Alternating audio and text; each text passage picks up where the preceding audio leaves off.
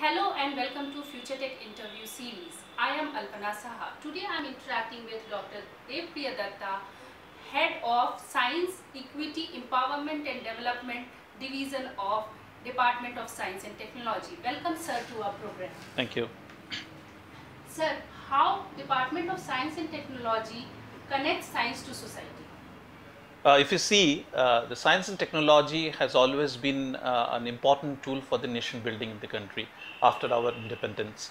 And the last science and technology policy emphasizes on utilization of science and technology for the citizens' benefit. And in that context, if you see the role of science and technology for development of the community, it's threefold. First is to improve its knowledge, usage of the technology and the skill development, so that the higher level technology or lower level technology that can be absorbed by the society for their own livelihood context, so that the livelihood can be improved by usage of the new knowledge, new technology, and they can become a part of the mainstream socio-economic development of the country. So the connect is through skill development and knowledge, skill development and technology. These are the three main how livelihood can be increased? Yeah, economic aspect might be there. Yeah, so like if you see the livelihood, there are two aspects. One is the social aspects and the economic aspects. If you look into the economic aspects, there are the three main verticals of society. Like first is your like we have a formal sector, and there is for India the main sector is agriculture and the non-farm sector. But if you see in the Indian social context, the agriculture is the main engine, because the additional income what an agriculture is developed, that goes into the formal sector strengthening as well as the non-farm sector strengthening. So the role of science and technology to strengthen this farm and the non-farm sector, so that their efficiency, their productivity, their performance improves, and the economic growth can be converted into a social benefit and the social well-being of the country. So that's the way that science. Are there any scheme for the disadvantaged section of the society and the agriculture sector of the society? If you see the definitions of the disadvantaged society, there is no definitions per se. It's a more often perceptions, and this perception changes as the nation builds on this on economic growth curve. The people who are after independence, we used to consider them a disadvantage, and no more disadvantage now. But still, the Department of Science and Technology has a very focused program or scheme in the name of Science for Equity, Empowerment and Development, which when it started was used to be known as Science and Society program.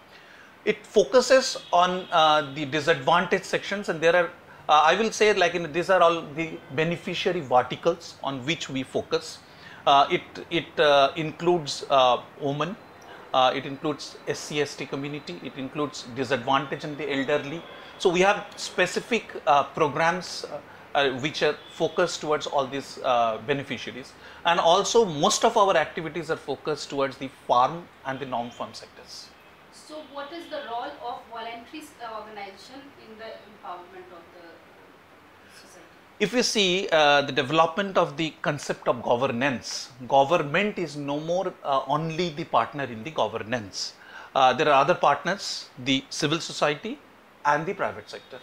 So the NGOs represent the civil society, and and in the context of the usage of S&T for the social development or the livelihood development, the role of NGOs is here the conduit of this knowledge taking to the society.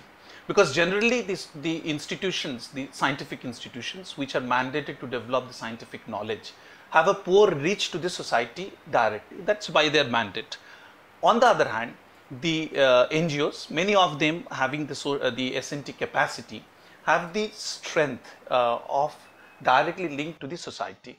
So they can bridge this gap between the knowledge, the technology and the skill, which can be transferred and adopted by the society for improving their livelihood and their socio-economic conditions per se. Sir, how can we have public-private partnership for future technology implementation in various sectors in the country? If you see, technology is sector agnostic, and if you see the total value chain, what is the role of the public sector and the private sector?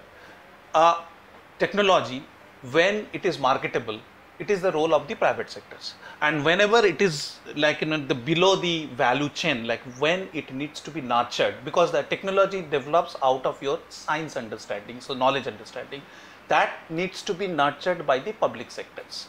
Because if you see the globally, research is always being supported by the public sectors, by the government, because any technology development depends upon huge investment on the research and development.